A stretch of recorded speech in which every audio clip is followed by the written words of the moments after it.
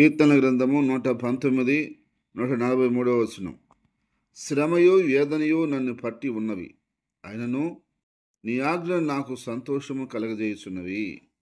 ఇక్కడ భక్తుడు అంటున్నాడు, శ్రమయు వేదనయు నన్ను పట్టి ఉన్నవి, కానీ ఆ శ్రమకి వేదనకి నేను కృంగిపోకుండా, ఆ శ్రమ వేదన వల్ల నేను భయపడకుండా, ఆ శ్రమ వేదన వల్ల నేను అసమాధానంగా ఉండకుండా, ఆ శ్రమ వేదనను బట్టి నేను నా సంతోషాన్ని కోల్పోకుండా, నీ యొక్క వాక్యం ద్వారా నాకు సంతోషాన్ని ఇస్తున్నావు, నీ ఆజ్ఞలు నాకు సంతోషాన్ని కలగజేస్తున్నాయి అంట.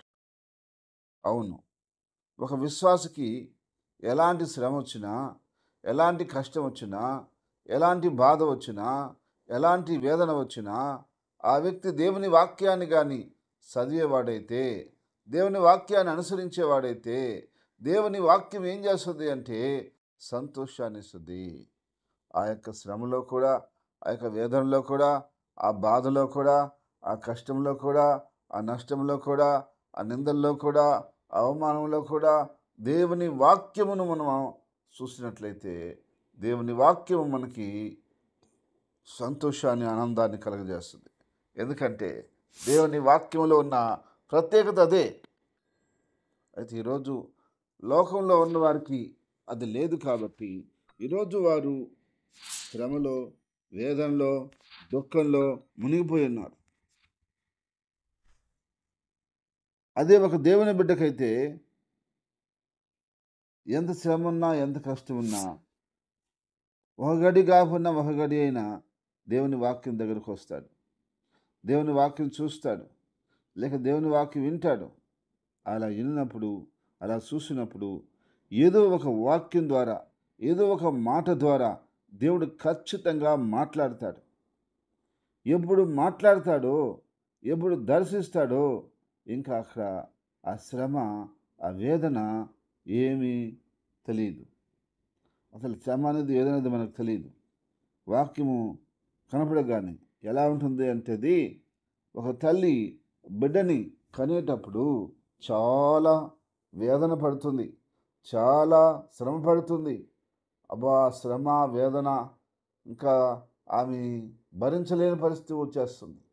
అయ్యో, నేను చనిపోవటం మేలు, ఈ శ్రమ పడలేను, వేదంతో ఈ కష్టం నాకు అనుకుంటారు. కానీ బిడ్డను కనగానే అసలు ఆ శ్రమ వేదన ఎట్టబోయిందో మర్చిపోయి ముఖంలో కలకల కలకలాడే సంతోషం అనేటువంటి కళ కనిపిస్తుంది, ఆ సంతోషం కనిపిస్తుంది. అదేవిధంగా ఒక విశ్వాస శ్రమలో ఉన్నప్పుడు, బాధలో ఉన్నప్పుడు, కష్టంలో ఉన్నప్పుడు అంత వేదన పడి నలిగిపోతుంటాడు.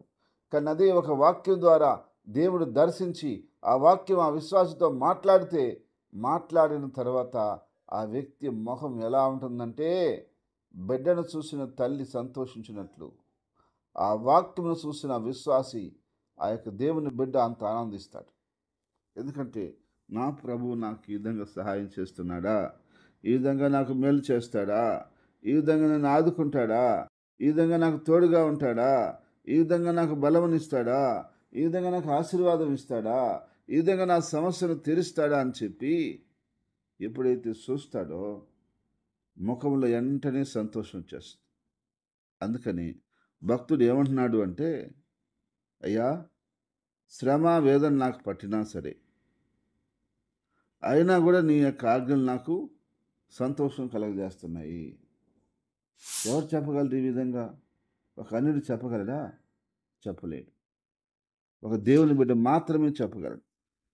కాబట్టి ఈరోజు నా ప్రియ దేవుని బిడ్డ, నీకు శ్రమ ఉందా, వేదన ఉందా, బాధ ఉందా, కష్టం ఉందా, దుఃఖం ఉందా, వేదనతో ఉన్నావా, శోధంతో ఉన్నావా, నిందలతో ఉన్నావా, అవమానంతో ఉన్నావా, కష్టంతో ఉన్నావా, అప్పులతో ఉన్నావా, నష్టంతో ఉన్నావా? అయితే దేవుని వాక్యం నువ్వు శ్రద్ధగా చదివితే నీకు అవేమీ చేయలేవు.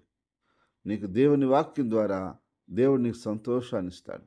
దేవుని వాక్యం ద్వారా దేవుడు నీకు విడుదలని ఇస్తాడు. దేవుని వాక్యం ద్వారా ఆయన పరిపూర్ణమైనటువంటి సహాయాన్ని నీకు ఇస్తాడు. నీ యొక్క వేదనలన్నీ, శ్రమలన్నీ, నీ కష్టాలు, బాధలు, ఇరుకులు, ఇబ్బందులన్నీ యేసుక్రీస్తు నామంలో సంతోషంగా మారిపోతాయి. దేవుడు సంతోషంగా చేస్తాడు. అవి ఎలా ఏదనలో శ్రమలు నిన్ను బాధిస్తాయో అలాగే ఒక్క క్షణంలో మారిపోయి నీకు సంతోషాన్ని ఇచ్చే విధంగా దేవుడు చేసేస్తాడు. మన దేవుడు అంత గొప్పవాడు, అంత మంచివాడు, అంత ఉన్నతవంతుడు. కాబట్టి నీ శ్రమ శ్రమ కాదు, నీ దుఃఖం దుఃఖం కాదు, నీ వేదన వేదన కాదు, నీకు వచ్చిన కష్టం కష్టం కాదు, నీకు వచ్చిన బాధ బాధ కాదు. యేసు నామములో అవన్నీ తొలగిపోయి సంతోష ఆనందాన్ని దేవుడు నీకు ఇచ్చి ఆశీర్వదించునుగాక. ఆమేన్. ప్రార్థన చేసుకున్నాం. ప్రేమల తండ్రి, పరిశుద్ధమైన దేవాన్ని స్తోత్రం చెల్లిస్తున్నామయ్యా. అవును ప్రభా, నీ వాక్యం చదివిస్తూ ఉంది ఆయన. శ్రమయు వేదనయు నన్ను పట్టి ఉన్నవి, ఆయనను నీ ఆజ్ఞలు నాకు సంతోషము కలగజేస్తున్నవి అన్నాడు. అవును ప్రభా, శ్రమ రావచ్చు, వేదన రావచ్చు, దుఃఖం రావచ్చు, బాధలు రావచ్చు, ఇరుకులు రావచ్చు, ఇబ్బందులు రావచ్చు, ఎన్నో ఆటుపోట్లు కూడా రావచ్చు. కానీ నీ వాక్యం మాకుండగా అవి మమ్మల్ని ఏం చేస్తాయి? మీరు మాకుండగా అవి మమ్మల్ని ఏం చేస్తాయి?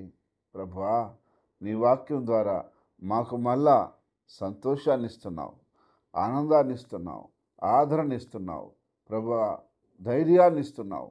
కాబట్టి నీ వాక్యం ఉండగా మాకు భయం ఎందుకు?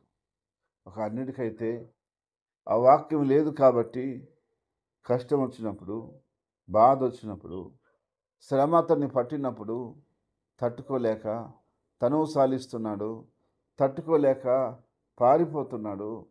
కానీ మాకు అలా కాదు. నువ్వు ఉన్నావు, నీ మాటలు ఉన్నాయి. మాకు అవి బలాన్ని, ధైర్యాన్ని, శక్తిని, జ్ఞానాన్ని ఇస్తాయి. కాబట్టి నాయన, ఈ దినం ఏ బిడ్డ ఏ శ్రమలో ఉన్నదో, ఏ కష్టంలో ఉందో, ఏ ఇబ్బందిలో ఉందో, ఎలాంటి పరిస్థితిలో ఉందో, అది యేసుక్రీస్తు నామములో తొలగిపోవాలి. ఆ శ్రమ తొలగిపోవాలి, ఆ బాధ తొలగిపోవాలి, ఆ ఇరుకులు తొలగిపోవాలి, ఆ నష్టం ఆశీర్వాదకరంగా మారిపోవాలి, ఆ నిందలు అవమానాలు గౌరవంగా మారిపోవాలి, ఆ యొక్క శోధన వేదన ఆ యొక్క బిడ్డకు మేలుగా మారిపోవాలి. అన్ని విషయాల్లో నన్ను ప్రతి బిడ్డని, ప్రతి కుటుంబాన్ని నువ్వు దర్శించి బలపరిచి ఆశీర్వదించమని ప్రార్థిస్తున్నా.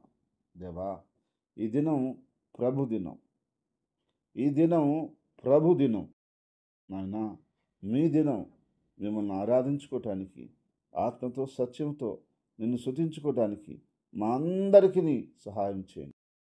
కొన్ని కుటుంబాలు రాలేకపోతున్నాయ్యా. అయ్యా, తల్లిదండ్రులు వస్తే బిడ్డలు రావటం లేదు, బిడ్డలు వస్తే తల్లిదండ్రులు రావటం లేదు. ఆయన కొంతమంది దేవుణ్ణి అయ్యా మార్గంలో నడవాలని ఆశ కూడా లేకుండా ఉంది, ఆలోచన కూడా లేకుండా ఉంది. దేవా, నీ కొంతమంది బిడ్డలు నమ్మకంగా వస్తూ ఉన్నారు.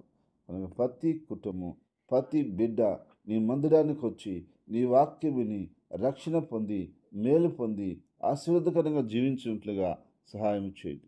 ఈ దినము ప్రతి బిడ్డని నీ మందిరంలోకి తోడుకు రమ్మని ప్రార్థిస్తున్నాను. కొంతమంది ఊర్లకు వెళ్ళున్నారు, వాళ్ళు కూడా అక్కడ ఆరాధన చేసుకోవడానికి సహాయం చేయమని ప్రార్థిస్తున్నాను.